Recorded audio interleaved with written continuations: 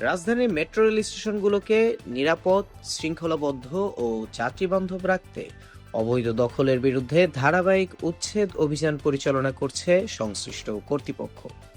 সচিবালয় metro station সহ ঢাকার বিভিন্ন মেট্রো স্টেশনের নিচে ও আশেপাশের ফুটপাত থেকে ভ্রাম্যমাণ দোকান, অস্থায়ী স্থাপনা ও অবৈধ দখলদারদের সরিয়ে দিতে যৌথভাবে অভিযান চালাচ্ছে Dhaka mass transit company limited এবং ঢাকা মেট্রোপলিটন পুলিশ।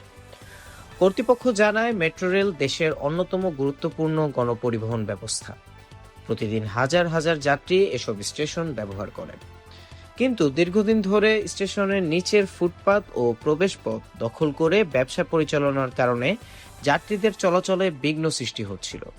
বিশেষ করে অফিস সময়ে অতিরিক্ত ভিড়ের কারণে পথচারীদের নিরাপত্তা ঝুঁকির মুখে পড়ছিল। অভিযান চলাকালে ফুটপাত দখল করে গড়ে ওঠা অবৈধ দোকানপাট ও স্থাপনা অপসারণ করা হয়। পাশাপাশি সংশ্লিষ্টদের পুনরায় দখল না করার জন্য সতর্ক করা হয়।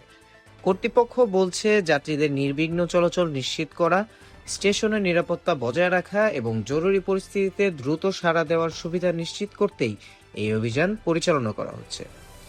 ডিএমটিসিএল আরও জানিয়েছে, উচ্ছেদের পর যাতে পুনরায় কেউ ফুটপাত দখল করতে না পারে সেজন্য নিয়মিত নজরদারি ও প্রয়োজনীয় আইনগত ব্যবস্থা অব্যাহত থাকবে। নিরাপদ, পরিচ্ছন্ন ও শৃঙ্খলাবদ্ধ মেট্রো রেল পরিবেশ গড়ে তুলতে সংশ্লিষ্ট কর্তৃপক্ষের পাশাপাশি সাধারণ মানুষের সহযোগিতাও কামনা করা হয়েছে। তানজিমুল হক, FBN নিউজ ডেস্ক।